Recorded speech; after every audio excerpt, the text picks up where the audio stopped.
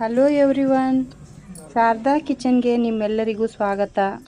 ಇವತ್ತು ನಾನು ಈಸಿಯಾದ ಮೆಥಡ್ನಲ್ಲಿ ಸಬ್ಬಕ್ಕಿ ಹಪ್ಪಳನ ಮಾಡೋದು ತೋರಿಸ್ಕೊಡ್ತಾ ಇದ್ದೀನಿ.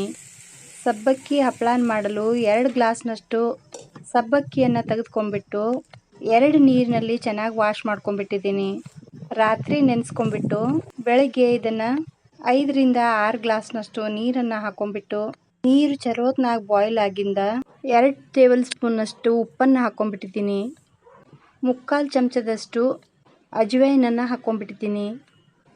1/3 ಚಮಚದಷ್ಟು ಜೀರಿಗೆಯನ್ನು ಹಾಕೊಂಡ್ಬಿಟ್ಟಿದ್ದೀನಿ.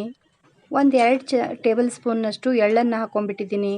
ಈ ನೀರು ಕುದಿ ಬಂದಿಂದ ನೆನೆದಿರುವ ಸಬ್ಬಕ್ಕಿಯನ್ನು ತೆಗೆದುಕೊಂಡು ಎಲ್ಲ ಸಬ್ಬಕ್ಕಿಯನ್ನು ಹಾಕೊಂಡ್ಬಿಟ್ಟು ಚಲೋತ್ನಾಗ ಕುದಿಸ್ಕೊಂಡ್ಬಿಡ್ತಾ ಇದ್ದೀನಿ. ಇದು ಚಲೋತ್ನಾಗ ಕುದ್ದಿಂದ ಇದರ ಕನ್ಸಿಸ್ಟೆನ್ಸಿಯನ್ನು ಅಷ್ಟು ಗಟ್ಟಿಯೂ ಆಗಬಾರ್ದು, ಅಷ್ಟು ಅಳುಕು ಆಗಬಾರ್ದು.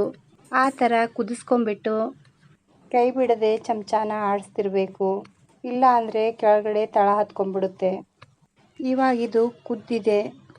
ಈಗ ಒಂದು ಪ್ಲಾಸ್ಟಿಕ್ ಹಾಳೆಯನ್ನು ತೆಗೆದುಕೊಂಡ್ಬಿಟ್ಟು ಬಿಸಿಲಿರುವ ಜಾಗಕ್ಕೆ ಹಾಳೆಯನ್ನು ಹರಡಿಬಿಟ್ಟು ಒಂದೊಂದಾಗಿ ಪ್ಲೇನ್ ಹಪ್ಪಳನ ಹಾಕೋತಾ ಇದ್ದೀನಿ. ಮತ್ತು ಅರ್ಧ ಬ್ಯಾಟರ್ನಲ್ಲಿ ಆರೆಂಜ್ ಕಲರನ್ನು ಹಾಕೊಂಡ್ಬಿಟ್ಟು ಮಿಕ್ಸ್ ಮಾಡ್ಕೊಂಡ್ಬಿಟ್ಟು ಈ ಥರ ಎಲ್ಲ ಹಪ್ಪಳನ ಹಾಕೊಂಡ್ಬಿಟ್ಟಿದ್ದೀನಿ. ಈ ಹಪ್ಪಳ ಉಪವಾಸ ಮಾಡುವವರಿಗೆ ತುಂಬ ಚೆನ್ನಾಗಿರುತ್ತೆ.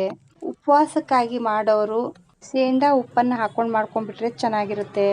ಇದು ಅರ್ಧ ದಿವಸ ಒಣಗಿಂದ ಮತ್ತೆ ಹೊಳಸಿ ಹಾಕೊಂಡ್ಬಿಟ್ಟಿದ್ದೀನಿ.